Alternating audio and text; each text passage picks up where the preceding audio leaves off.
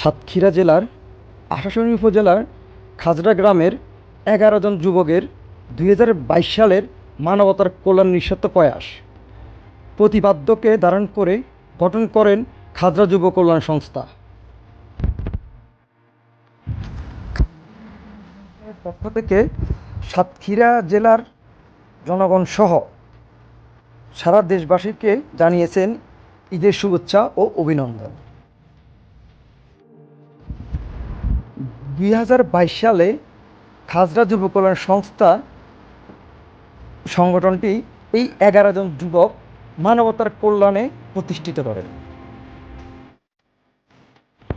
সেই থেকে আজ পর্যন্ত নিঃস্বার্থে তারা করে যাচ্ছেন মানবতার সেবা। তাদেরকে এক কথায় বলা হয় মানবতার ফেরিওয়ালা।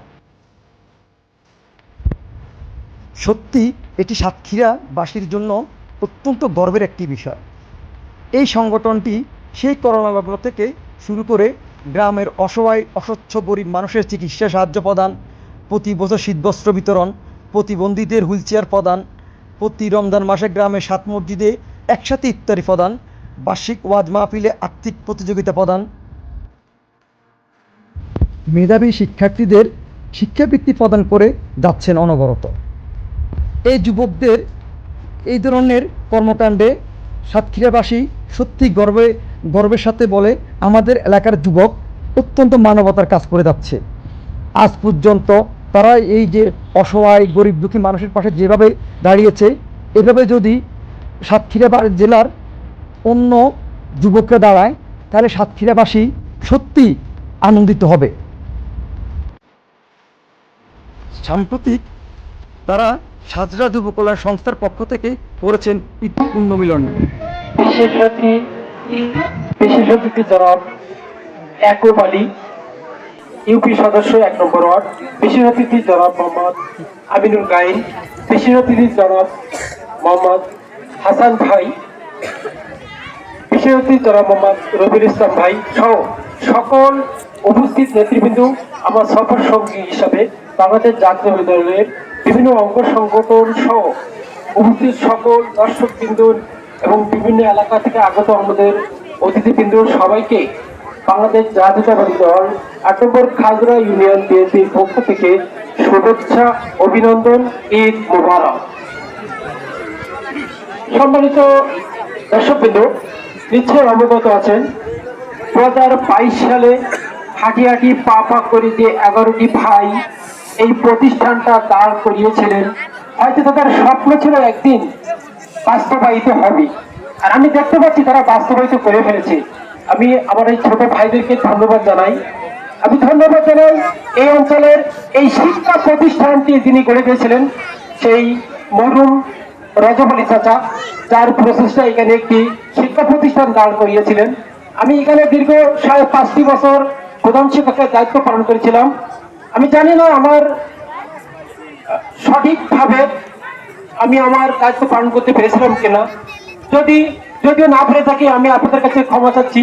তো আমার দেখা দৃষ্টিতে আমার মনে হয় আমারই ছাত্ররা বিশেষ পরীক্ষা দিতে যাচ্ছে, কেউ ইঞ্জিনিয়ারিং পাশ করে গেছে, এর চাইতে গর্বের আমার আর কিছু থাকতে পারে না।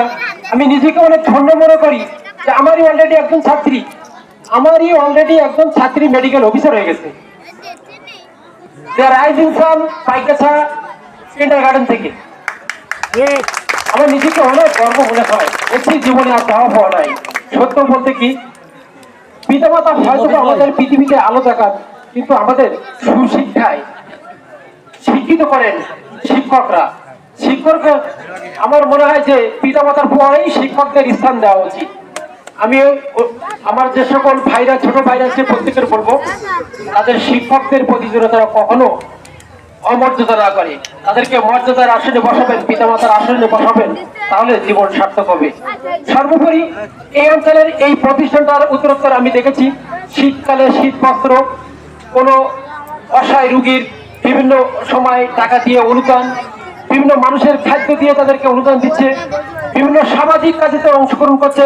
বিশেষ করে আমাদের এই যে সাইফুল ইসলাম ছোট ভাই, সহকারী শিক্ষা অফিসার আশাশুনি, আমাদের আসিফ ভাই, আমাদের ফরাদ ভাই, আমাদের শফিকুল ভাই, আমাদের শামীম ভাই, অনেকেই এখানে যারা এই সদস্য আছেন, এই যে ৫০ সদস্য, প্রত্যেক সদস্যের সহযোগিতায় এই অঞ্চলের মানে নিম্ন স্তরের মানুষগুলোকে সমাজে উপরে তুলে আনার জন্য যে প্রসেসটা, সত্যি আমি ধন্য মনে করি। আমি গর্বের সহিত বলবো, এই খাজরা সবচেয়ে অবহেলিত ছিল, একদিন এই খাজরা এইখান থেকে আলোকিত হবে আমাদের এই ভাইদের হাত দ্বারা।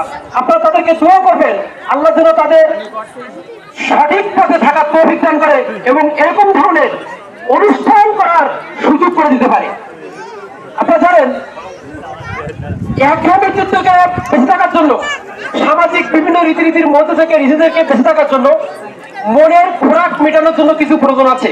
সেই মনের খোরাকটা হচ্ছে সাংস্কৃতিক গান বাজনা, নাটক, খেলাধুলা ইত্যাদি। আমি আশা করব এই অঞ্চলের মানুষ, আজকে আমরা এখানে যারা উপস্থিত হয়েছি, আমরা একটা ইভেন্টের স্বল্প সময় দেখেছি, কাশিটা না, ওইটুক সময় যে হাসিটা আমি এসেছি, আমার হাতটা কিন্তু অনেক ভালো লেগেছে।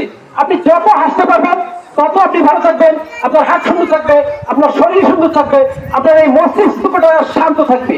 আমি সকলকে সকল প্রকার প্রকৃতি থেকে বেরিয়ে এসে শান্তি রক্ষার্থে ভালো চিন্তা, সুচিন্তা মাথার ভিতরে নিয়ে কিভাবে এলাকার উন্নয়ন করা যায়, কিভাবে শিক্ষা প্রতিষ্ঠানের উন্নয়ন করা যায়, কিভাবে একটা বাচ্চার চলার পথটাকে সহজ করে দেওয়া যায়, এই দিক থেকে একটু বিবেচনা করে আমি সকলের প্রতি, আমারও এই খাজরা যুব কল্যাণ সংস্থাদেরকে আর্থিক সহযোগিতা দিকে সকলেই তাদেরকে সহযোগিতা করবেন।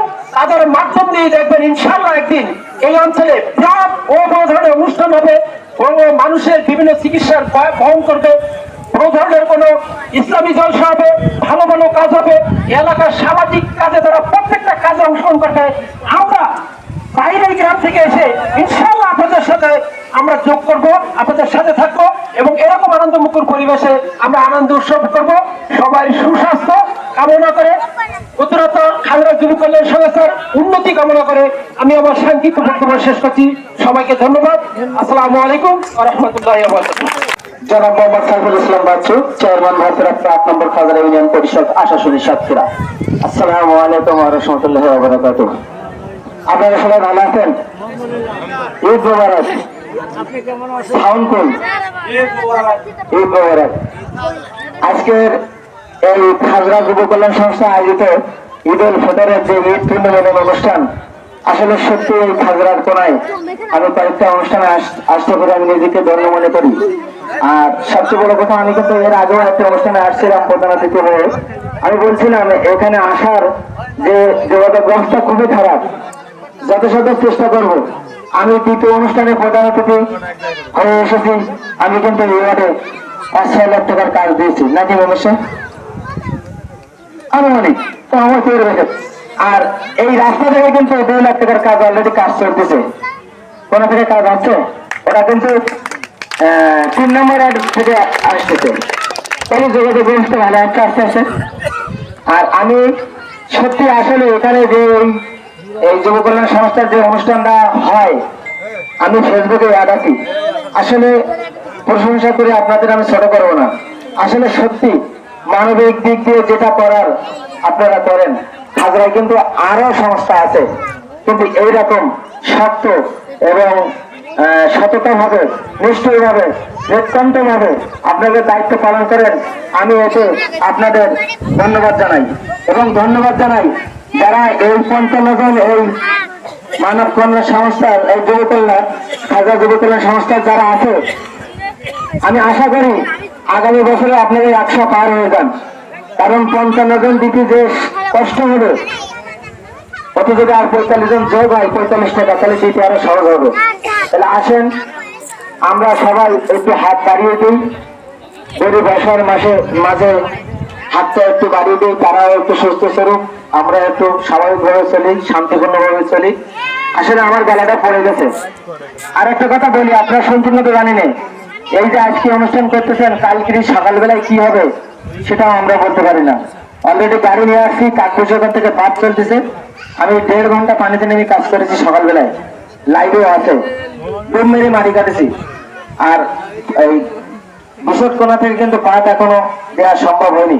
ওখানে আমাদের আনুলিয়া কুদ্দু বারবার নির্বাচিত কুদ্দু চেয়ারম্যান আছে, উনি আমাদের শ্রদ্ধেয় ভাই, উনি কিন্তু যথেষ্ট চেষ্টা করতেছে। এবং ডিসি মহোদয় আসছিল, আমি কিন্তু 2 মিনিট সময় নিচ্ছি, এটা আপনাদের শুনতে হবে। ইউনো মহোদয় আসছিল, সেনাবাহিনী আসছিল, পানি উন্নয়ন বোর্ড আসছিল, সবাই আসছিল, সবাই এককভাবে একত্রভাবে চেষ্টা করা হচ্ছে। যদি আজকে অথবা কালকে বাদ দিতে না পারি, আপনাদের খাজরাও পানিতে প্লাবিত হয়ে যাবে, কোনো সুযোগ নাই। আমাদের অলরেডি খাজরায় পানি ঢুকছে, আমরা কালকে থেকে এই পর্যন্ত চেষ্টা করি, যথাসাধ্য চেষ্টা করে আসছি।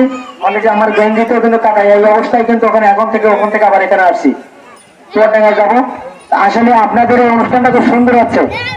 আর ভাই সদস্য 55, আমি এই 1 নম্বর ওয়ার্ডে সবার কাছে দাবি করবো যেন এই 25 সালে 100 পার হয়ে যায়। কি পারবো না আমরা?